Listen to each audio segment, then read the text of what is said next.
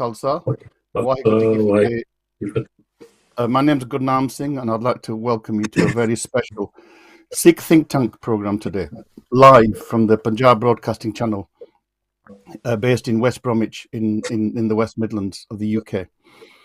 An article published in the British Daily Telegraph on the 12th of May entitled "India to Force Britain into Colonial Reckoning with Treasure Demands" has sparked off renewed interest in the issue of repatriation of stolen treasures and artifacts taken by the British colonialists during the British Raj in India.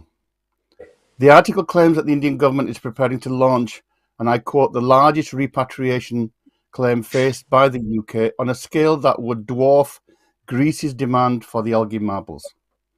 And the journalist behind the article, Craig Simpson, who has been regularly writing about the issue of repatriation of colonial loot, argues that India hopes to repatriate thousands of objects and items seized during British colonial rule between 1858 and 1947, which are held in various UK institutions such as the British Museum and the Victoria and Albert Museum.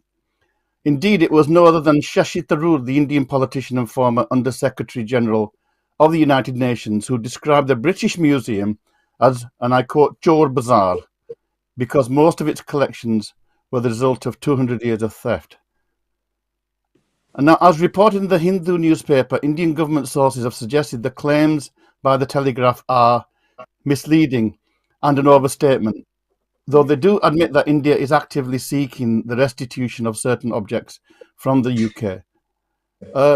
Some of those objects are world famous, and you can see some of the images that are going to be flashed on the screen, such as Hindu statues, the Amarvati marbles, Tipu Sultan's mechanical tiger, figure of the seated Lama from Ladakh, and of course Maharaja Ranjit Singh's golden throne, and literally speaking, the jewel in the crown, the Kohinoor diamond, which we all know is placed in the royal crown jewels. Now, Govind Mohan, the secretary of the Indian Ministry of Culture, told the Daily Telegraph that returning antiquities would be a key policy, saying, and I quote, "It is of huge importance to the government. The thrust of this effort to repatriate India's artifacts comes from the personal commitment of Prime Minister Narendra Modi, who has made it a major priority. But repatriation of such items is a complex and multifaceted issue, and there are a number of pros and cons. Some of the arguments for repatriation is that it acknowledges historical injustices, promotes equitable cultural heritage practices, and fosters national identity, and in fact empowers formerly colonized nations to control their own heritages and narratives. And there are arguments against repatriation, such as retaining the artifacts in Western museums ensures their preservation and broader access. It preserves the universal heritage and promotes cross-cultural understanding. And of course, there are numerous legal complexities required in terms of returning to who, given the kind of time lapse. And given the way in which the Sikh kingdom itself and many of the treasures under the rule of Maharaja Ranjit Singh in the first half of the 19th century had accumulated, we have a very keen interest in this debate. However, because the Sikh kingdom no longer exists, this does raise very particular questions about who are the legal owners of those artifacts, including, of course, the Kohinoor, and where should they be returned. And this evening's think tank, we will be exploring all these issues and helping us to navigate this complex terrain of repatriation of colonial loot. Now, I'm just going to ਥੋੜਾ ਜਿਹਾ ਮੈਂ ਪੰਜਾਬੀ ਚ ਵੀ ਦੱਸ ਦਵਾਂ ਵੀ ਅੱਜ ਦਾ ਜਿਹੜਾ ਸਿੱਖ think tank ਹੈ ਅਸੀਂ ਬਹੁਤਾ ਅੰਗਰੇਜ਼ੀ ਦੇ ਵਿੱਚ ਗੱਲ ਕਰਨੀ ਆ ਪਰ ਵਿੱਚ ਅਸੀਂ ਪੰਜਾਬੀ ਚ ਵੀ ਗੱਲ ਕਰੂੰਗੇ।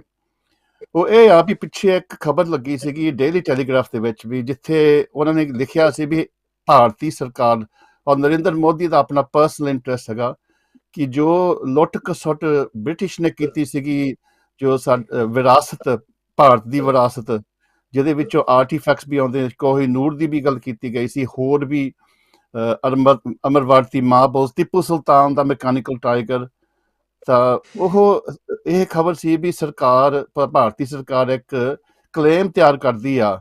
ਵੈਸੇ ਜੇ ਤੁਸੀਂ ਪਿਛਲੇ ਸਦੀਆਂ ਦੀ ਗੱਲ ਕਰੋ ਤਾਂ ਕਦੇ ਕਦੇ ਖਬਰ ਆਉਂਦੀ ਹੁੰਦੀ ਆ ਪਰ ਇਸ ਤਰ੍ਹਾਂ ਇੰਝ ਲੱਗਦਾ ਵੀ ਕੋਈ ਨਾ ਕੋਈ ਵੱਡੇ ਪੱਧਰ ਤੇ ਭਾਰਤ ਸਰਕਾਰ ਨੇ ਇੱਥੇ ਦੀ ਗੌਰਮੈਂਟ ਨੂੰ ਮੰਗ ਕਰਨੀ ਆ ਵੀ ਸਾਨੂੰ ਸਾਡੇ ਵਿਰਾਸਤੀ ਜੋ ਤੁਸੀਂ ਖਜ਼ਾਨਿਆਂ ਚੋਂ ਲੁੱਟ ਖਸੁੱਟ ਕੀਤਾ ਸਾਨੂੰ ਵਾਪਸ ਦਿਓ। ਸੋ ਅੱਜ ਅਸੀਂ ਇਹ ਜਿਹੜੀ ਜਨਰਲ ਗੱਲ ਵੀ ਕਰੂੰਗੇ ਵੀ ਜਿਹੜਾ ਵਾਪਸ ਕਰਨਾ ਔਰ ਸਿੱਖਾਂ ਦਾ ਇਹਦੇ ਵਿੱਚ ਜਿਹੜਾ ਪੱਖ ਹੈਗਾ ਉਹ ਬਹੁਤ ਜ਼ਰੂਰੀ ਆ, ਕਿਉਂਕਿ ਇੱਥੇ ਕੋਹੀਨੂਰ ਦੀ ਵੀ ਗੱਲ ਹੁੰਦੀ ਆ, ਇੱਥੇ ਰਣਜੀਤ ਸਿੰਘ ਦੀ ਤਖਤ ਦੀ ਗੱਲ ਹੁੰਦੀ ਤਾਂ ਹੋਰ ਵੀ ਬਹੁਤ ਕੁਛ ਇਹਨਾਂ ਨੇ, ਜੋ ਲਾਹੌਰ ਦਾ ਤੋਸ਼ਾਖਾਨਾ ਸੀ ਰਣਜੀਤ ਸਿੰਘ ਦਾ ਤੋਸ਼ਾਖਾਨਾ, ਉਦੋਂ ਉੱਥੇ ਬਹੁਤ ਕੁਛ ਲੁੱਟਿਆ ਗਿਆ, ਪੁਰਾਤਨ ਸਾਡੀਆਂ ਵਸਤੂਆਂ। So today's Sikh Think Tank, we've got three excellent experts with us, guests. They're both experts in their own field, but they have a keen interest in Sikh affairs. So I'd like to just introduce them, and then we'll welcome them all together. And then we'll get on with the show. So we've got Bhai Gurpreet Singh Anand, who's from the Khalsa Jatha Shepherd's Bush in London, which you will know is the oldest Gurdwara in Europe, and has a very keen interest in issues to do with the Sikh Raj, but also the kind of post-Sikh, post and the British influence on that. We also have Bhai Shamsher Singh, who is an activist, and he's currently a postgraduate student at Birkbeck College at University of London. And in fact, his work is focusing on the whole issue of coloniality, colonization, and the Sikh. And our third guest is Bhai Amrik Singh Tessi. A special thanks to Bhai Amrik Singh, because he's the one that actually approached me to look at this issue. He's a long-term anti-racist activist, and he's a senior manager in social care and an expert in diversity and equality. So मैं सारे तिन्ने भरावां नूं जी आਇਆਂ आखदा, फतेह बुलाना, वाहिगुरू जी का खालसा, ਵਾਹਿਗੁਰੂ ਜੀ ਕਾ ਖਾਲਸਾ, ਵਾਹਿਗੁਰੂ ਜੀ ਕੀ ਫਤਿਹ। So ਇਹਦੇ ਵਿੱਚੋਂ we will go into the kind of the detailed kind of arguments for and against, but I'd just like to begin by giving each of you maybe a bit of a kind of general kind of bite at this question. The question we're really posing this evening is: do you agree that the treasures of India, including those looted from Rajit Singh and the Punjab, such as the Kohinoor, that were illegally removed, should be repatriated to India and back to India? Now, I know it's a simple question, but a complex problem. Shamsher Singh. I think the issue is much larger than any individual objects. I think the idea of returning objects is appealing, but in this moment, we got to think about whose interests are being served, and what are the larger underlying questions that we really need to be focusing on. So, could you suggest what are some of those underlying questions then? Yeah, of course. I mean, if we take the Kohinoor, for example, or if we take Maharaja Ranjit Singh's Kursi, those objects came from somewhere, from Sikh Raj. They were maintained and created when Sikhs had political power. So where they would be returning to now, the conditions are very different. And then the larger questions, which are around sovereignty and liberation, the Indian state, by claiming, claiming the return of these looted items, is actually exerting its soft power. It's pushing this narrative of Indianness, of Indian cultural heritage, when there is no such thing, because India was never one place. Bharat, was literally coined by a playwright in the 19th century. So India was never this one contiguous place that had this idea of this unitary citizen. It was a collection of different, Raj. Sikh Raj vi honda siga. And then also, India is itself a colonial power. It's, looting and dispossessing, all different communities, including the Sikhs in 1984, where they burned down the Sikh reference library. And then there's other serious issues as well. Like right now in the British Museum in the V&A, there are swarups of Sri Guru Granth Sahib Ji Maharaj that are kept as objects. The Queen has in her private collection the swords of Guru Gobind Singh Ji Maharaj. So for me, there's much larger, more serious questions about sovereignty, about dispossession, that we need to be looking at. Okay, we'll explore those a bit later. Thanks for that. And I'll go to Gurpreet now. Gurpreet, I mean, isn't it just a straightforward question? If I go into your house and I steal your items and I stash them away, at some point your ancestors will say, give them back. Isn't that a simple problem that can be solved by returning things back? Well, you'd need to return it back to the owners. So definitely, Marja Dalip Singh did request the return of the Kohinoor and his kingdom in 1889 from Queen Victoria. Now, that was his to request. He had ceded these items in a treaty which he was made to sign as a minor when he was 10 or 11 years old. So, did he have legal capacity to sign those away? Then, if we're looking at let's look at the legal trail. This isn't just a diamond. This, I think, Shamsher has got a point here. This is a wider issue. So, along with that diamond came a kingdom. The two are not inseparable. When Marja wrote to Queen Victoria, he ceded that the diamond was in her control, but not necessarily to be under her control to give his lands back. But they were both items that he raised that had been fraudulently taken off him by making Marja Dalip Singh sign a treaty at the age of 11, when he probably wouldn't have had the nous to be able to understand what he's entering into. Well, I mean, that might be the case, but when he grew up, he could have. I mean, Shamsher said that later on he did ask for them to be returned, but that was after a considerable period where he seemingly he was very comfortable with those items, in the British hands. I mean, one of the arguments, and maybe I can come to Amrik here, and we can pick this up. Amrik, Shamsher's raised a point about who do you return them to, but there's also the issue about preservation. Even if we return them to the present incumbent, say the SGPC, they've destroyed what's left of our heritage anyway. So would they be, the best people to return them to anyway? There's a practical issue, but there's also the issue of principle. Well, how do you navigate these things?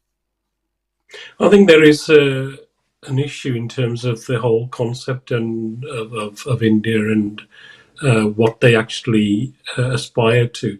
Obviously, in terms of secularism or post-secularism, in terms of their stated aims currently, in terms of the Hindu movement, in terms of what they want to see India and project India in a particular light, it doesn't take account to the various communities of India where these things were taken from.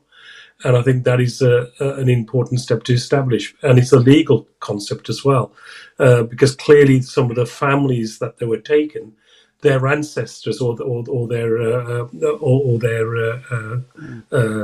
offspring are still alive today. They may not have a voice, but again, it's navigating those areas. And the sad reality is for us, the Sikh community and the Punjabi community in particular, we've suffered immensely under both the colonial era and also post-colonial era in terms of the partition, as an example. There's the whole issue of the whole issue of the people that suffered during that time in terms of their needs and their wants, because a lot of their lands were taken off them. Yeah, a lot of the lands that belonged to the ruling Sikh families were taken off them, and in that sense, I think there is a case, and Shamsher has made it very succinctly in the let's say the larger issue about who can be the trusted custodian of this.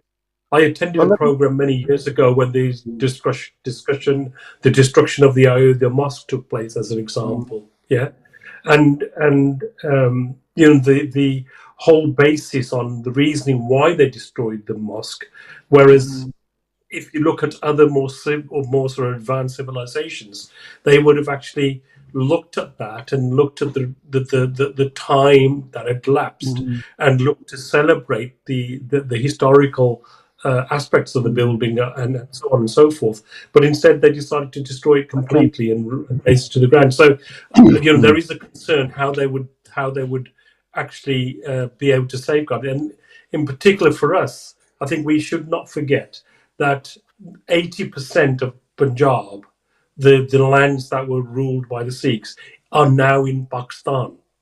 Yeah, Okay, and therefore the Lahore kingdom as well. So there is the is there a counterbalance that the Pakistanis may ask Well, for that's this a as really well? good point. So And there's all these sort of points that need to be addressed, yeah. really. So let me, I'm going to come back to Shamsher. ਮੈਂ ਥੋੜੀ ਪੰਜਾਬੀ ਚ ਵੀ ਗੱਲ ਕਰਨੀ ਕਰਕੇ that I've been told that some of our viewers like us to kind of mix it. So Shamsher, maybe ਆਪਾਂ ਥੋੜੀ ਪੰਜਾਬੀ ਚ ਵੀ ਹੁਣ ਗੱਲ ਕਰ ਲੈਂਦੇ ਹਾਂ। ਜਿਹੜੀ ਤੁਸੀਂ ਪਹਿਲਾਂ ਗੱਲ ਕੀਤੀ ਸੀਗੀ ਔਰ ਅਮਰੀਕ ਸਿੰਘ ਨੇ ਵੀ ਗੱਲ ਕੀਤੀ ਵੀ ਆਪਾਂ ਜੇ ਵਾਪਸ ਕਰ ਵੀ ਦਿੱਤਾ ਤਾਂ ਕਿੱਥੇ ਭੇਜੋਗੇ? ਸਾਡੀ ਤਾਂ ਉਹ ਸਰਕਾਰ ਹੀ ਹੈ ਨਹੀਂ, ਸਾਡਾ ਦੇਸ਼ ਹੀ ਹੈ ਨਹੀਂ ਉਹ ਜਿਹੜਾ। ਔਰ ਜੇ ਪੰਜਾਬ ਦੀ ਗੱਲ ਕਰਦੇ ਤਾਂ ਪੰਜਾਬ ਦੀ ਜਿਹੜੀ ਕੈਪੀਟਲ ਸੀ ਰਣਜੀਤ ਸਿੰਘ ਦੀ, ਉਹ ਲਾਹੌਰ ਦੇ ਵਿੱਚ ਸੀਗੀ।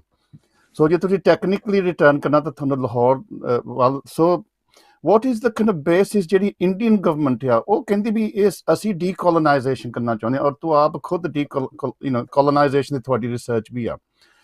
ਤੇ ਕੀ ਤੁਸੀਂ ਕਹਿੰਦੇ ਵੀ ਮੋਦੀ ਸਿੰਸੀਅਰ ਹੈ ਨਹੀਂ ਜਾਂ ਸਾਨੂੰ ਵਾਪਸ ਕਰਨਾ ਨਹੀਂ ਚਾਹੀਦਾ? ਮੈਨੂੰ ਸਮਝ ਹੀ ਨਹੀਂ ਗੱਲ। is it that we mistrust their motives, or the fact that we shouldn't return them? In fact, they are better preserved within the British museums. ਦੇਖੋ ਜੀ, ਮੇਰੇ ਵਾਸਤੇ ਜਿਹੜਾ ਉੱਥੋਂ ਸਮਾਨ ਲੁੱਟਿਆ ਗਿਆ ਆ ਲਾਹੌਰ ਦਰਬਾਰ ਦੇ ਵਿੱਚੋਂ, ਜਿੱਦਾਂ ਤੁਸੀਂ ਕਿਹਾ, ਉਹ ਸਮਾਨ ਭਾਵੇਂ ਆ ਵੀ ਜਾਵੇ, ਭਾਵੇਂ ਲਾਹੌਰ ਚਲ ਜਾਵੇ, ਭਾਵੇਂ ਅੰਮ੍ਰਿਤਸਰ ਆ ਜਾਵੇ, ਭਾਵੇਂ ਵਿਰਾਸਤ ਏ ਖਾਲਸਾ ਅਨੰਦਪੁਰ ਸਾਹਿਬ ਚਲ ਜਾਵੇ, ਭਾਵੇਂ ਭਾਰਤ ਦੇ ਸਰਕਾਰ ਦੇ ਹੱਥਾਂ ਕਿਉਂ ਨਾ ਚਲ ਜਾਵੇ, ਦਿੱਲੀ ਕੋਈ ਮਿਊਜ਼ੀਅਮ ਦੇ ਵਿੱਚ ਉਹ ਰੱਖ ਲੈਣ, ਉਹ ਸਮਾਨ ਵਾਪਸ ਆਉਣ ਦੇ ਨਾਲ ਸਾਡਾ ਮਸਲਾ ਹੱਲ ਨਹੀਂ ਹੁੰਦਾ। ਜਦੋਂ ਉਹ ਸਮਾਨ ਲੁੱਟਿਆ ਗਿਆ ਸੀਗਾ, ਉਸ ਸਮੇਂ ਸਿੱਖਾਂ ਦਾ ਰਾਜ ਸੀਗਾ, ਸਰਕਾਰੇ ਖਾਲਸਾ ਰਾਜ ਸੀਗਾ। ਉਹ ਸਮਾਨ ਉਹ ਰਾਜ ਦੇ ਦਰਬਾਰ ਦੇ ਵਿੱਚੋਂ ਆਇਆ, ਜਿਹੜਾ ਇਹਨਾਂ ਅੰਗਰੇਜ਼ਾਂ ਦੇ ਜੰਗਾਂ ਦੇ ਨਿਯਮ ਦੇ ਖਿਲਾਫ ਸੀਗਾ। ਕਰਕੇ ਉਹਨਾਂ ਨੇ ਦਲੀਪ ਸਿੰਘ ਦੀਆਂ ਤਾਂ ਲਾਹੌਰ ਦਰਬਾਰ ਦੇ ਪਰਿਵਾਰ ਦੀਆਂ ਜਿਹੜੀਆਂ ਨਿੱਜੀ ਪਦਾਰਥਾਂ ਆ, ਨਿੱਜੀ ਉਹਨਾਂ ਦੇ ਪੋਜੈਸ਼ਨ ਆ, ਉਹ ਨਿਲਾਮ ਕੀਤੇ ਸੀਗੇ। ਸੋ ਇਹਨਾਂ ਅੰਗਰੇਜ਼ ਜਦੋਂ ਆਪਸ ਵਿੱਚ ਲੜਦੇ ਸੀਗੇ ਯੂਰਪ ਦੇ ਵਿੱਚ, ਉਹ ਨਿੱਜੀ ਪੋਜੈਸ਼ਨਾਂ ਤੱਕ ਨਹੀਂ ਜਾਂਦੇ ਸੀਗੇ, ਨਾ ਤੋਕਸ਼ਖਾਨੇ ਲੁੱਟ ਕੇ ਨਿਲਾਮ ਕਰਦੇ ਸੀ ਸਮਾਨ। ਸੋ ਇੱਕ ਤਾਂ ਉਹਨਾਂ ਨੇ ਜਿਹੜੀ ਨਿਲਾਮੀ ਕੀਤੀ ਓਕਸ਼ਨ ਦੇ ਵਿੱਚ ਲਾਇਆ, ਦੂਜਾ ਉਹਨਾਂ ਨੇ ਸ਼ਰੇਆਮ ਸਾਰਾ ਕੁਝ ਲੁੱਟਿਆ, ਤੀਜਾ ਉਹਦੇ ਵਿੱਚ ਜਿਹੜੀਆਂ ਤੁਹਾਡੇ ਸਰੀਰਾਂ ਤੇ ਮਨਾਂ ਦੇ ਉੱਤੇ ਉਹਨਾਂ ਨੇ ਕਾਬੂ ਕੀਤਾ, ਜਿਹਦਾ ਅਸਲ ਨਾਂ ਕਲੋਨੀਅਲਿਜ਼ਮ ਆ ਜਾਂ ਫਰੰਗੀਵਾਦ ਕਹਿ ਸਕਦੇ ਆ ਜਾਂ ਬਸਤੀਵਾਦ, ਉਹਦੀ ਜਿਹੜੀ ਸੱਟ ਆ ਉਹ ਬਹੁਤ ਡੂੰਘੀ ਆ। ਸੋ ਉਹਦੇ ਨਾਲ ਕੋਈ ਆਬਜੈਕਟ ਵਾਪਸ ਆਉਣ ਦੇ ਨਾਲ ਕੋਈ ਮਸਲਾ ਹੱਲ ਨਹੀਂ ਹੁੰਦਾ। ਤਾਂ ਰਹੀ ਗੱਲ ਇੰਡੀਆ ਦੀ, ਇੰਡੀਆ ਨਾ ਕੋਈ ਬੋਲੀ ਆ, ਨਾ ਕੋਈ ਥਾਂ ਆ। ਇੰਡੀਆ ਇੱਕ ਫਾਸ਼ੀਵਾਦ ਬ੍ਰਾਹਮਣਿਕਲ ਇੱਕ ਢਾਂਚਾ ਆ, ਜਿਹਦਾ ਹੁਣ ਦੁਨੀਆ ਦੇ ਵਿੱਚ ਨੰਗਾ ਹੋ ਰਿਹਾ ਆ ਕਿ ਇਹ ਹਿੰਦੂਤਵਾ ਰਾਜ ਕਾਇਮ ਕਰਕੇ ਇੱਕ ਬੋਲੀ, ਇੱਕ ਦੇਸ਼, ਇੱਕ ਮੰਡੀ ਦੇ ਥੱਲੇ ਸਭ ਕੁਝ ਇਕੱਠਾ ਕਰਨਾ ਚਾਹੁੰਦੇ ਆ। ਸੋ ਇੰਡੀਆ ਜਦੋਂ ਇਸ ਚੀਜ਼ ਦੀ ਮੰਗ ਕਰਦਾ ਕਿ ਇਹ ਜਿਹੜਾ ਸਮਾਨ ਇੰਡੀਆ ਤੋਂ ਲੁੱਟਿਆ ਗਿਆ ਉਹ ਇੰਡੀਆ ਨੂੰ ਵਾਪਸ ਆਵੇ, ਇਹ ਇੱਕ ਬਹੁਤ ਹੀ ਹਿੰਸਾਮਾਤੀ ਇੱਕ ਸਾਜ਼ਿਸ਼ ਆ। It's a very violent ਅਬਸਟਰੈਕਸ਼ਨ।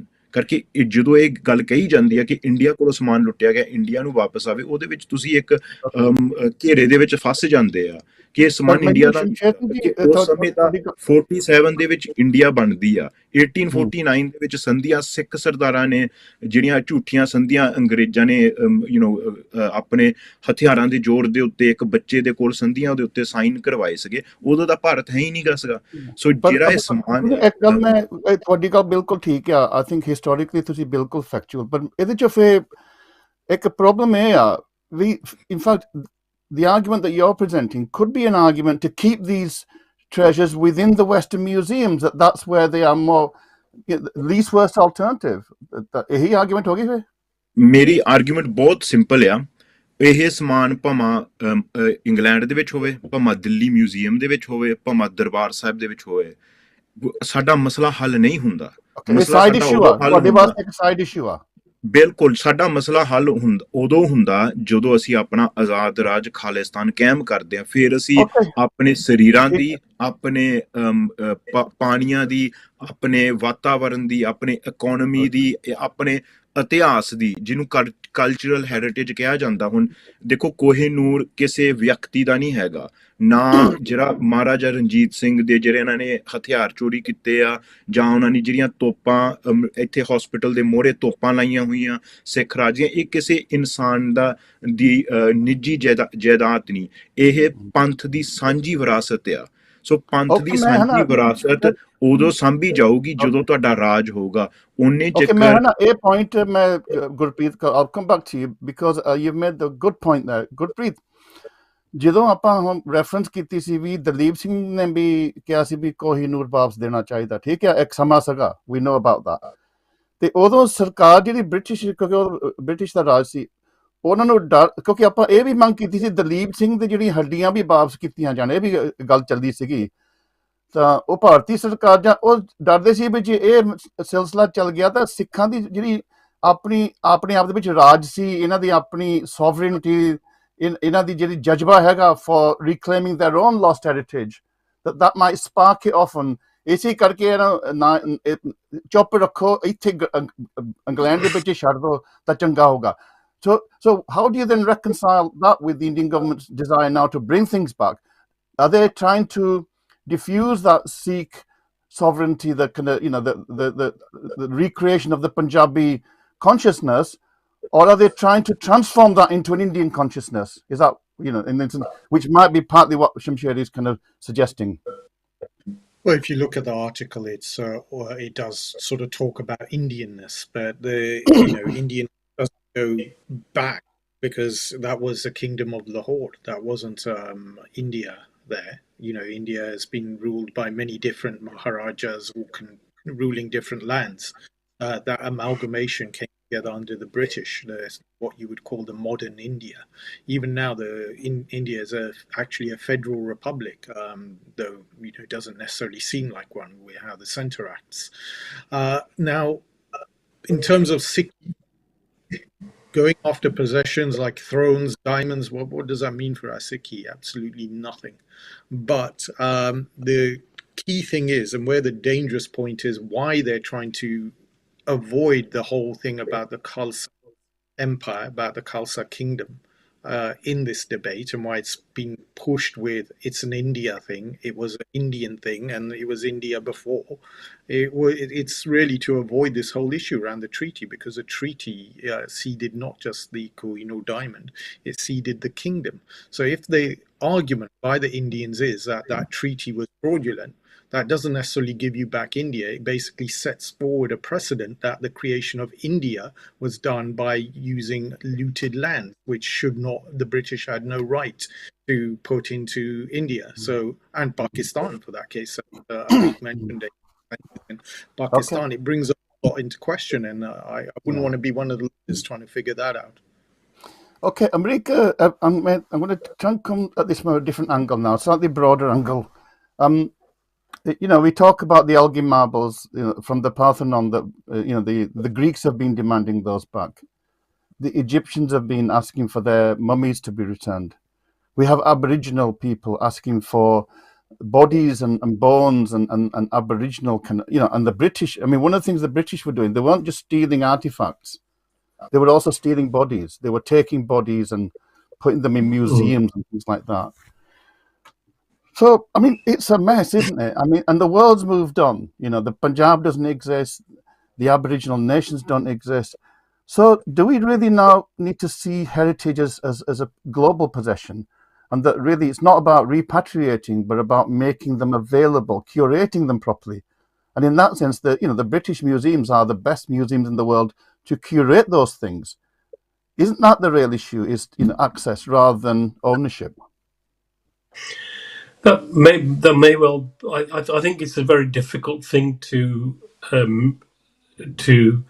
argue in the sense that for Sikhs it's very emotive. A lot of the, like Asroops as an example, they're kept in a condition we would never imagine those Sroops to be kept. Those historical artifacts, they're Sroops that we would look after in a very different way. Yeah. And there is a lot of historical artifacts taken from the Sikh kingdom, from the Lahore Darbar, that the Sikhs want to manage themselves. They would like to approach them in a particular way, give proper sadkar to the apne shastras, apne certain artifacts. Now, the question comes to light. I think it's been discussed on a number of occasions by certain Sikhs in the UK, with the idea of having a Sikh museum, as an example, where these items would be loaned to that Sikh museum, and they would be able to look after them in a way befitting those artifacts. Would that But I museum think be with based in Britain or would it be based in India? well, the argument goes that it should be based in Britain, as an example, yeah, because I think, because of what happened in 1984 and the looting of certain artifacts and certain allegations that the army took away a lot of artifacts from the Sikh Museum in Amritsar, and that they have not been traced to this day, even though there's some evidence that people have presented that they were taken away by the army, and nobody's been able to trace those very historic artifacts themselves. So the concern is that if these artifacts that the Sikh community hold very dear to their hearts and want quite clearly to have access to those artifacts, that if they are returned to say India, that potentially they may never see them again. Let me come to Shamsher on that one. If it's a question of sovereignty, Shamsher, if it's a question of Sikh sovereignty, yeah, and part of Sikh sovereignty is for Sikhs to have some kind of control over our virasat, yeah, whether that's the buildings or whether it's artifacts. Then we haven't got a country, but we are a kind of diaspora community. We have bases across the world, and Britain is one of the most populous kind of Sikh communities in the world. So Amrik Singh's suggesting, I think, that let's take control of those, but within the UK, rather than necessarily having them taken back to India. What do you think about that as a kind of way to resolve some of these paradoxes that you've identified? So I think, right now there's a huge section of the Panth that is where the discourse is entirely reactionary, where a government does something, an individual influencer or there's an individual incident, they end up dictating the whole conversation. So in this example, India has said something, a newspaper article was published, and we're debating whether it's good or bad. But for me, the reactionary discourse misses the point. The Kohinoor as a physical object, it was in Sikh hands. If you just take that thing for example, but the underlying issue isn't about return of objects at all. It's nice, but it doesn't begin or end there. The real issue is about power structures that are set against us, and the fact that and these power structures need to be confronted in a generational sangharsh that right now Sikhs, largely displaced in the diaspora, aren't a part of. We think in very short terms, we kind of try to project manage our way to Azadi, but we're in a generational struggle, and then we need to start thinking in those terms. So on one hand, you have the loss of objects, and which and on the other hand, you have the reality that the loss of these objects denotes a larger loss from your land, from your river waters, to your entire way of life. So in this case, colonial loot's a precursor to the lasting effects of dispossession. I'll give you an example. I'll give you a very brief example. Go on then.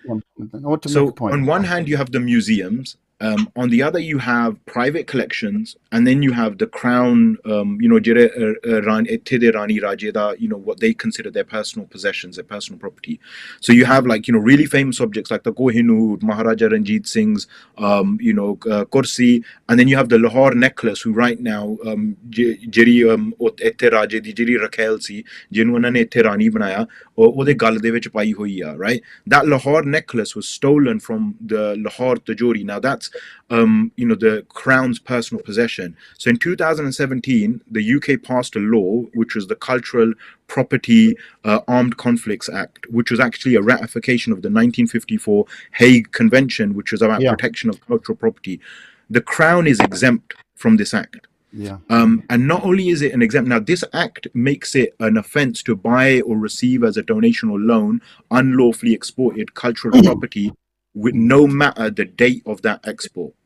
So the Crown is exempt from this, and not only is it exempt, there's a grand vestibule at Windsor Castle where this was a museum that was a museum of relics of past sovereigns, where they have like this corridor and they have, things that they've stolen from other rulers. So British royal power actually commemorated and still commemorates the dispossession of other lands as a source of legitimacy of its power. In the Imperial War Museum, you have Napoleon's horse. So we're lucky, the skeleton, sorry, of Napoleon's horse. We're lucky कि ਅਸੀਂ ਆਪਣੇ ਲਾਸ਼ਾਂ ਨੂੰ ਅਗਨ ਭੇਟ ਕਰਦੇ ਹਾਂ. ਨਹੀਂ ਤਾਂ in a museum, you'd have Hari Singh Nalwa's khopra somewhere. You'd have his skull, because that's what they done to Aboriginal people. So ਜੇ ਹੁਣ ਤੁਹਾਨੂੰ ਤੁਹਾਡੇ ਜਨਰਲ ਦੀ ਖੋਪਰੀ ਵਾਪਸ ਕਰ ਦੇਵੇ, ਉਹਦੇ ਵਿੱਚ ਤੁਹਾਡੀ ਕੀ ਪ੍ਰਾਪਤੀ ਆ?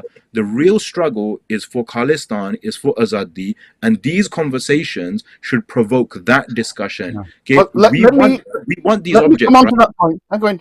Let me come on to that because I think. Sorry, can I just let me just finish, right? Like on this question of where these objects should go. Yeah. These objects should be in Sikh hands. So we're more than capable. Je Amritsar hove, ja Anandpur Sahib hove, ja Sikhan da aap da koi pehla vi tokskhane sege, hun vi tokskhane hege ya. There's Gobindgarh Fort where the treasury initially was. But the problem is, even I think these objects would be better off in Punjab under Sikh hands. But there's a larger issue here of the structure of the Indian state. So if these objects are returned, say for example, to Gobindgarh Fort, today Gobindgarh Fort, like Darbar Sahib, is a tourist attraction. Amritsar is a managed city, managed by the municipal corporation of the city of Amritsar, that has a long plan of extracting wealth. This is why they're building the heritage street. So even if these objects were returned, Sikhs would go there and see them and pay money to see them.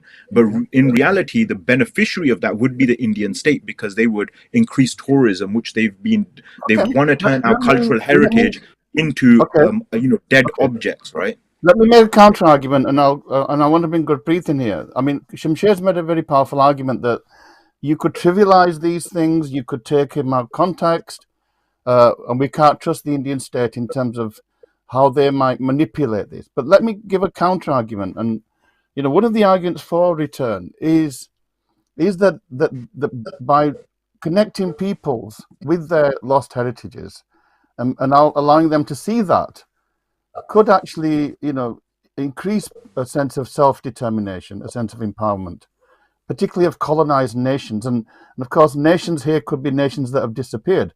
If we think about the indigenous communities in North America, in Canada, they are still nations in their own right, yeah? And so, it could actually promote self-determination for the nations of because it would spark off an interest in the history of Bharat, and that would remind the younger generations that Bharat is a very new country, and in fact, most of these architects belong to pre-Bharati nations. So that could be a positive educational process, couldn't it? Well, you can go see the Kohinoor diamond. It's not locked away in a place that you can't see it. It's in the Tower of London. Buy a ticket, go see it. You want to see if that's your culture. But in a sense, it is glam. I mean, in the colonial hands, it is a manifestation of your oppression, of the denial of your self-determination. If it was returned back to the Sikhs, then that could add to their sense of self-determination. Would that be a sign of oppression for the Afghanis who had it before the Sikhs? Who might say, well, we were forced into giving it over just so the Maharaja could be safe. So they, I can't remember what they called their leader, Shah, I think it was Shah Durrani, so he could have been safe. He was forced to hand it over. So this is a Game of Thrones. Let's not play that with saints in it. Everyone's a colonizer in this. The Sikh kingdom also took over lands. We colonized also. We weren't the majority in Punjab at partition. Well, so let's look at it. If there are many people who are going to be asking for this diamond, but who has the provenance to take it to say that it is ours? India, I'm not too sure because it didn't even exist then. Are there any heirs to the Lahore kingdom? Let me give you a legal argument. Gurpreet, let me give a legal argument. In terms of the UNESCO Convention of 1970, and we're talking about international law now, yeah? there was a convention where they passed a resolution which is called the Means of Prohibiting and Preventing Illicit Import, Export, and Transfer of Ownership of Cultural Property. And it provided guidelines for the return of stolen cultural property. And as I said, that some of the museums now, European, not just in Britain, are beginning to, I mean, the French and others are beginning to return artifacts. So the principle is there. The practical problem as to who you return them to might, is to be resolved. But it seems to me you're even arguing against the principle because, whose coloniality do you kind of unravel? And, where does that unraveling stop? Is that what you're arguing? That's exactly what it is. The Kohinoor is the perfect example of people with power fighting for it, besotted by it, wanting it. Marja Ranjit asked what was it worth to the Begum of Durrani, who he took it from. She said, I think, gave some example. If you throw something there and that direction, all four directions, even if you fill that with jewels and gold, the Kohinoor is worth more than that. It was something that blinded people, and I think if we are going to be looking as Sikhs towards this, why are we looking towards this? Are we getting blinded by Maya, the Kohinoor? Okay, well let's take something. I mean, the Kohinoor, I think you're right in a sense. It's a much older story. The diamond's history goes much further back than the Ranjit Singh's period. But if you take the Leap Singh's bones, his kind of body that's still buried in Thetford, and there's no argument of the provenance of that. Wouldn't that be something that we should be thinking about, the repatriation of his bones then? Well, what did his will say that should be done on his for his funeral? Well, well, there's a controversy over that. I know that some people said that he wanted to remain with his family, but there are others who are saying actually he was desperate to get back to Punjab. He had a will, and that will specified a Christian burial. Okay. He took Amrit before he died.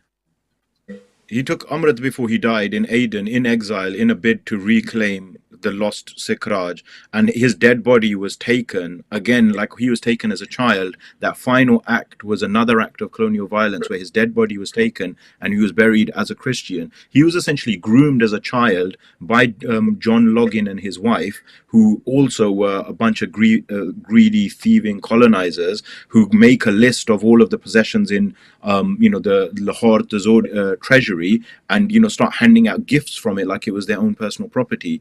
So those two individuals, John Logan and his wife, were essentially tasked with grooming and converting Maharaja Dalip Singh, who was kept as a living trophy his whole life.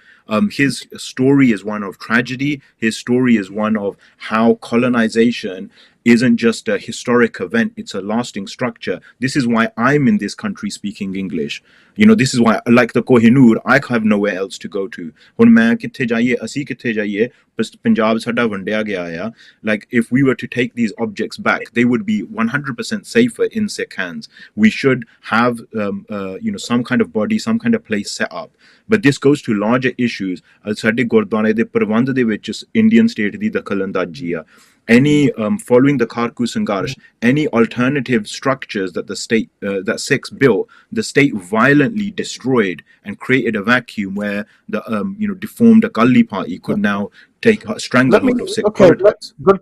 Do you want to come back on that one? I'm going to go to Amrit then. Yeah, do you want to come back on that one?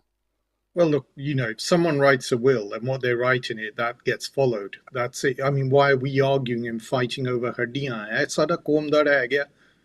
Kisi da Hardiyan leke jaiye wapas Punjab te. Is that what we're about? It's not about the Hardiyan, and it's not about the will, because the law is a tool that maintains the bureaucratic power of the state. It's a tool of bureaucracy to maintain states' hegemony and states' power. India has countless laws. Britain had countless laws, still has countless laws that are designed to disenfranchise, marginalize citizens. Right now, Britain is rearing towards fascism with laws that outlaw migration, outlaw human rights considerations. Okay, so I think we are kind of going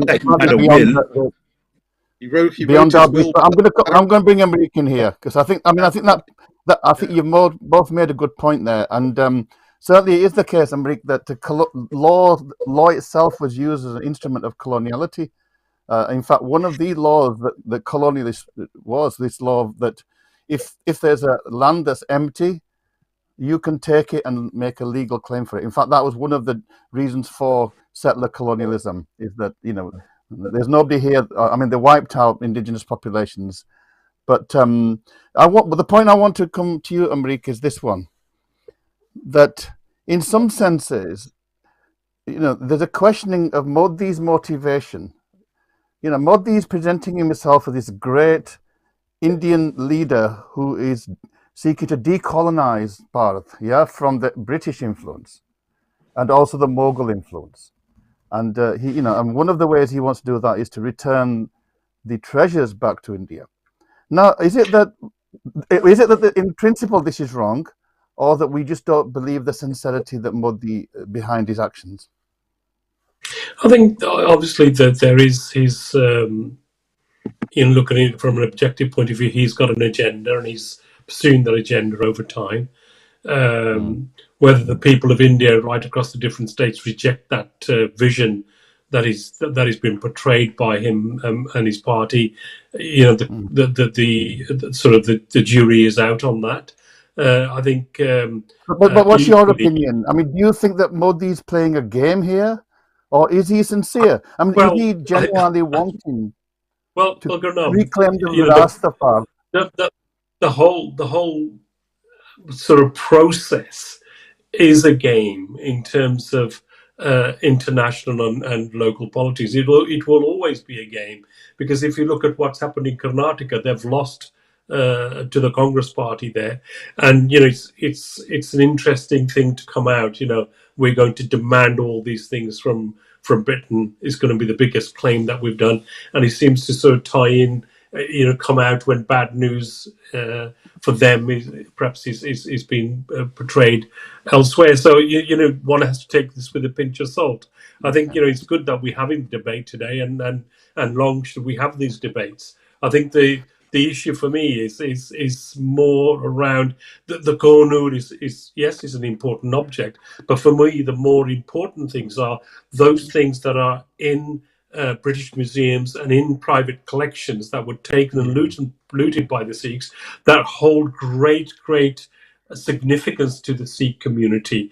And it's I don't know whether you remember this. They decided to bring out a Maharaj Veer and had it in I think it was Victorian Albert Museum. They decided to put it in a glass container, and that was very upsetting to the Sikh community. Doesn't matter which aspect or which part of the Sikh community, what your personal views are about whatever political ambitions people may have. I think the issue is that all the Sikhs have a particular view of the Maharaj and how it should be kept and what should happen. And they displayed it in that way, and there was a great uproar by the Sikh community. Well, let me take that. I think really from my point of view, I think really, Gurnam, is very simple. I think these artifacts, however they've been brought here, they are here. And the issue for us as a community is how can we access those those artifacts and treasures? And then the secondary argument is that as a Sikh community, I think we should be at the table to discuss what happens to those artifacts that came from the Lahore Darbar, so that we have some input of value to decide where they go and how they go. Nobody would disagree with that, and I'm sure the British Museum would be very happy to welcome us all to have conversations with them. I think there's it's wider than that. It's because it's wider than that, because it's not just the British Museum. It's India. It's the British government. It's private collectors, and there's a big debate. You are right. I'm going to Sikh private collector. If you look at Tur and people like that, he's amassed a huge collection, and some of those items, were from the Tosha Khanna or Ranjit Singh, and there's lots of others that haven't been discovered. But Shamsher Singh, I think I might have heard you wrong, but you did say that yes, this Virasat should be in Sikh hands. I think you said that, yeah, rather than it being in Farangi hands, using your language.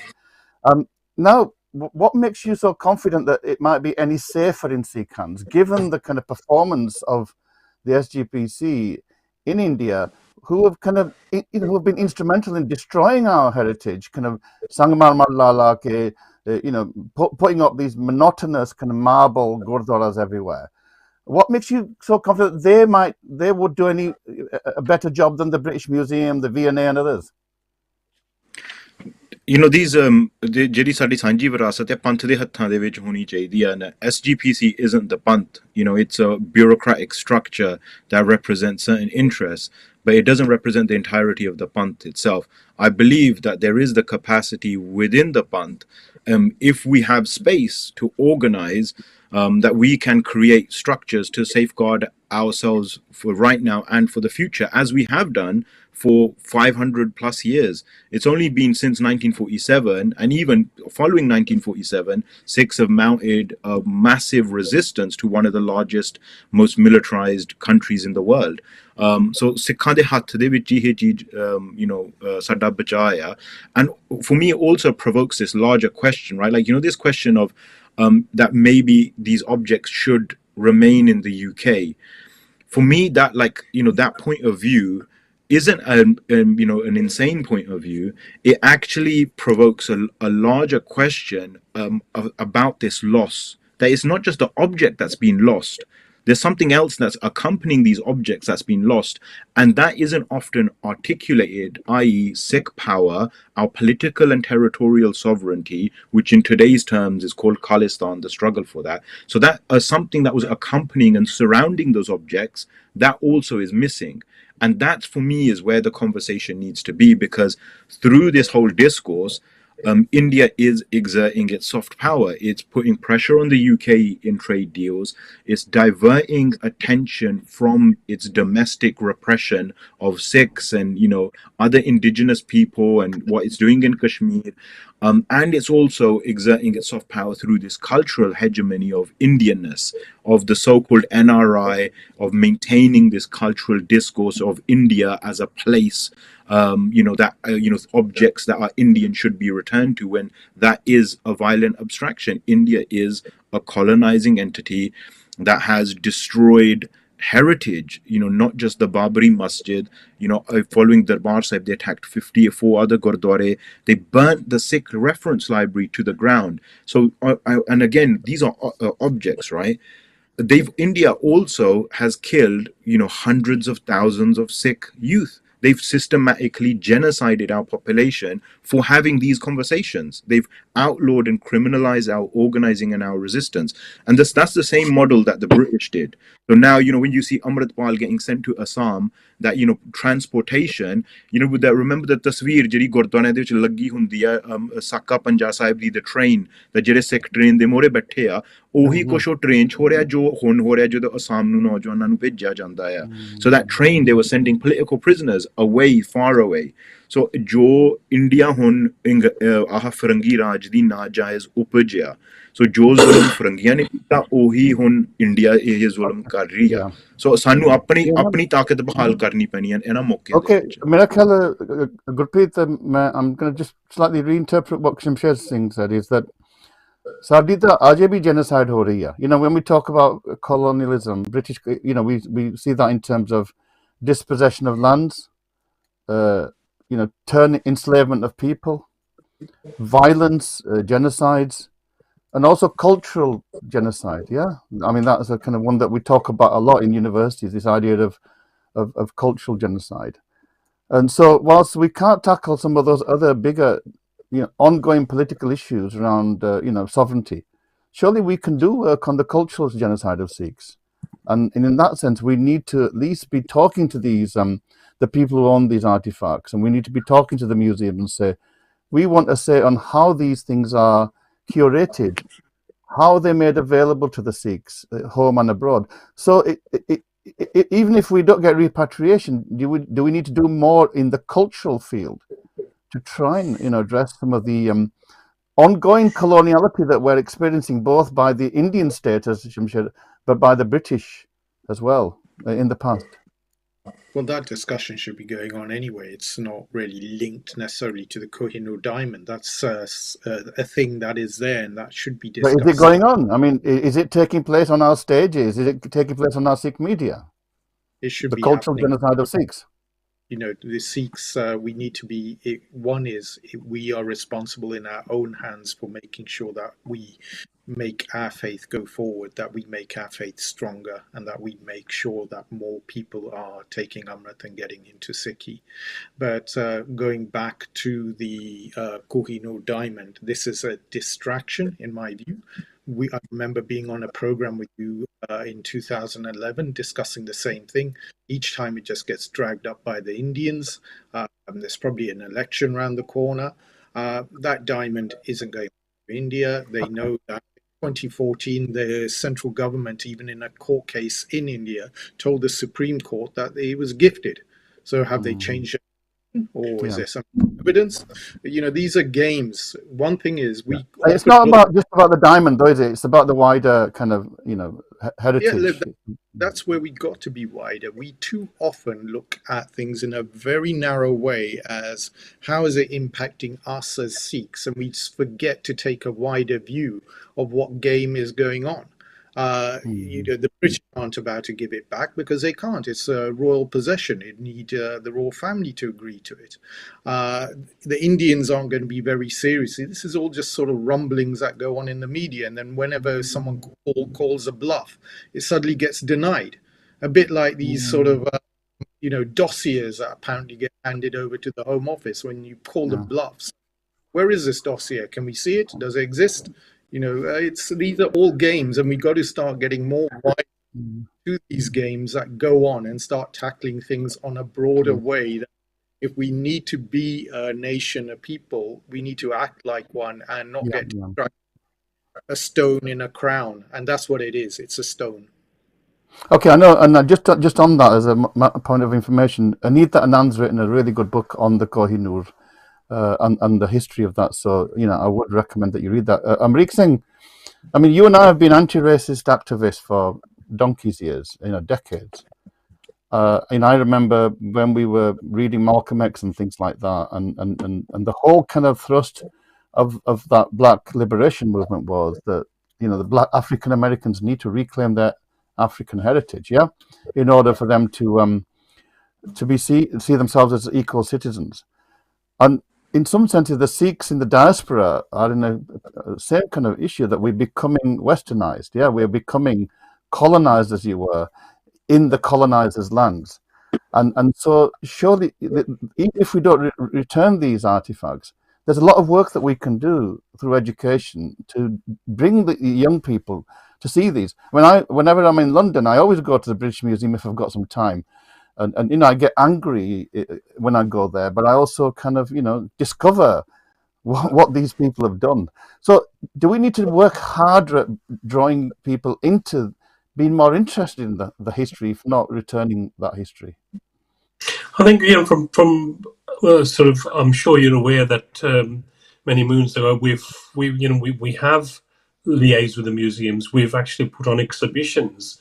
By bringing our artifacts together. There was one in Nottingham quite a number of years ago.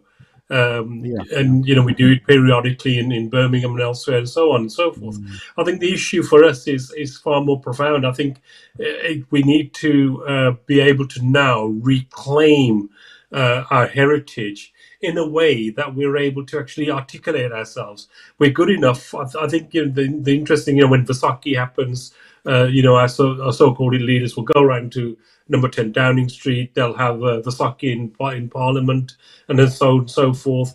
I think it needs to be far more nuanced than that. I think we need to now move on to the next stage and start talking and having that open dialogue with those institutions in this country to decide how can we get access to those artifacts and how can they be preserved for the Sikh community. I think that's where we're lacking that process. I think it is important as an activist. I think these things go in peaks and troughs, and I think we have taken a slightly backward step lately, where we haven't been as articulate as we should be, and sadly part of that is because there's a lot of misinformation that's been put out there about the Sikh community, and that there is an attempt to almost tarnish our reputation, our image, and sadly, some of we need to confront that and confront it in a positive way, and get our message and liaise with people. We've only got about a minute and a half left, so I do want to give Shamsher and Gurpreet just 20 seconds each. Any final kind of concluding comment? Hanji, Shamsher. Yeah, I mean, this is a much larger issue. Lagatar ਇਹਦੇ ਉੱਤੇ ਵਿਚਾਰ ਹੋਣੀ ਚਾਹੀਦੀ ਆ. There needs to be a lot more effort. I agree with what Amrik Singh Huni is saying. I think with this, this cyclical reactionary discourse, we can see the clear failures of this representation politics. Our Ityas is one of Bagawat and rebellion against empire and imperialism. And then and in today's day and age, you've got individuals that are like unelected peers in this country that are claiming to represent the Sikh community, going to bow down before, this England, da Chuta Raja. So we really need to push the boundaries of what Sikh representation is, and start having much more serious, robust conversations. Otherwise this 30-40 years of what we're doing or juttiyan chatti jande na ode naal kuch nahi nikalna. Okay, we will maybe take that as our next think tank. Gurpreet, last final couple of bullet points. Definitely, there's much more worthier things that our Qawm needs to be looking at rather than the Kohinoor and these artifacts, which sari koi sikhi aayegi nahi. People have fought over Maya, over stones, and as I mentioned, that Kohinoor done is pure Game of Thrones, fought over by Maharajas. If someone desperately wants it, go in a war. That's usually how it worked. Okay, I mean, I think you've all made some really interesting points. You haven't all agreed, but that's what a good think tank is about, that we cover all the different bases. ਜਿਹੜੀ ਮੈਂ ਆਖਰ ਦੇ ਵਿੱਚ ਮੈਂ ਇਹੀ ਗੱਲ ਕਹੂੰਗਾ ਕਿ ਜਿਹੜੀ ਗੁਲਾਮੀ ਦੀਆਂ ਨਿਸ਼ਾਨੀਆਂ ਕਈ ਹੁੰਦੀਆਂ, ਇੱਕ ਤਾਂ ਹੁੰਦੀ ਸਰੀਰਕ ਗੁਲਾਮੀ, ਜਾਂ ਤੁਹਾਡੇ ਸਰੀਰ ਨੂੰ ਹੀ ਕਾਸ਼ਟ ਮਾਰ ਦੇਣਾ, ਤੋੜ ਦੇਣਾ ਸਰੀਰ ਨੂੰ, ਤੇ ਇੱਕ ਓਬਵੀਅਸਲੀ ਤੁਹਾਡੀ ਜਿਹੜੀ ਹੈਗੀ ਆ ਇਕਨੋਮਿਕ ਗੁਲਾਮੀ ਹੋ ਸਕਦੀ, ਪਰ ਮਾਨਸਿਕ ਗੁਲਾਮੀ ਵੀ ਹੋ ਸਕਦੀ ਆ। ਤੇ ਜਿਹੜੀ ਮਾਨਸਿਕ ਗੁਲਾਮੀ ਆ ਉਹ ਜਿਹੜੀਆਂ ਸਰਕਾਰਾਂ ਹੁੰਦੀਆਂ ਜਾਂ ਜਿਹੜੀਆਂ ਹਕੂਮਤਾਂ ਹੁੰਦੀਆਂ, ਉਹ ਕਲਚਰ ਦੇ ਥਰੂ ਤੁਹਾਨੂੰ ਮਾਨਸਿਕ ਰੋਗੀ ਬਣਾਉਂਦੇ ਆ, ਜਿਵੇਂ ਬਾਲੀਵੁੱਡ ਫਿਲਮਾਂ ਜਾਂ ਹੋਰ ਸਕੂਲ ਕਰਿਕੂਲਮ ਦੇ ਵਿੱਚ। ਤੇ ਇਹਦੇ ਵਿੱਚ ਵੀ ਸਾਨੂੰ ਸੰਘਰਸ਼ ਕਰਨਾ ਚਾਹੀਦਾ। ਇਸ ਲਈ ਸਾਨੂੰ ਆਪਣੀ ਵਿਰਾਸਤ ਪਛਾਣਨੀ, ਆਪਣੀ ਵਿਰਾਸਤ ਨੂੰ ਸ਼ੋਅ ਕਰਨਾ, ਕਿਊਰੇਟ ਕਰਨਾ, ਇਹ ਬਹੁਤ ਜ਼ਰੂਰੀ ਆ ਜਿੱਥੇ ਵੀ ਅਸੀਂ ਬੈਠੇ ਹਾਂ, ਕਿਉਂਕਿ ਸਿੱਖ ਸੋਵਰਨ ਆ। ਰਾਜ ਕਰੇਗਾ ਖਾਲਸਾ, ਇਹਦਾ ਮਤਲਬ ਵੀ ਸਿੱਖ ਸੋਵਰਨ ਆ। ਸਿੱਖ ਕਿਸੇ ਨੂੰ ਝੁਕਦਾ ਨਹੀਂ ਹੈਗਾ, ਪਰ ਜੇ ਸਿੱਖਾਂ ਨੇ ਆਪਣੇ ਹੱਕ ਲੈਣੇ ਤਾਂ ਸਾਨੂੰ ਕਲਚਰਲ ਫੀਲਡ ਦੇ ਵਿੱਚ ਵੀ ਐਕਟਿਵ ਹੋਣਾ ਪਊਗਾ। ਤਾਂ ਮੇਰਾ ਖਿਆਲ ਅੱਜ ਜੇ ਹੋਰ ਕੁਛ ਨਹੀਂ ਸੀ ਕਰ ਸਕਦੇ ਹਾਂ ਤਾਂ ਅਸੀਂ ਇਹ ਜੋ ਵੀ ਇਹਨਾਂ ਨੇ ਸਾਡਾ ਲੁੱਟਿਆ ਮਾਲ, ਉਹਦੇ ਤੇ ਅਸੀਂ ਇੰਟਰਸਟ ਰੱਖੀਏ, ਅਸੀਂ ਸ਼ੌਂਕ ਹੋਰ ਬਣਾਈਏ ਤਾਂ ਬੱਚਿਆਂ ਨੂੰ ਵੀ ਦੱਸੀਏ। ਸੋ ਇੱਥੇ ਹੀ ਅੱਜ ਦੇ Sikh think tank on Punjab broadcasting channel ਤੇ ਸਮਾਪਤੀ ਆ। ਤਿੰਨੀ ਵੀਰਾਂ ਦਾ ਧੰਨਵਾਦ ਹੈਗਾ, ਚੈਨਲ ਦਾ ਵੀ ਧੰਨਵਾਦ ਹੈ ਜਿਨ੍ਹਾਂ ਨੇ ਸਾਨੂੰ ਇਹ ਪਲੇਟਫਾਰਮ ਦਿੱਤਾ। ਤਾਂ ਫਿਰ ਆਪਾਂ ਫਿਰ ਜੁੜੂਗੇ ਇੱਕ ਹੋਰ ਸਿੱਖ ਥਿੰਕ ਟੈਂਕ ਤੇ। ਸੋ ਫਤਿਹ ਬੁਲਾਓ। ਵਾਹਿਗੁਰੂ ਜੀ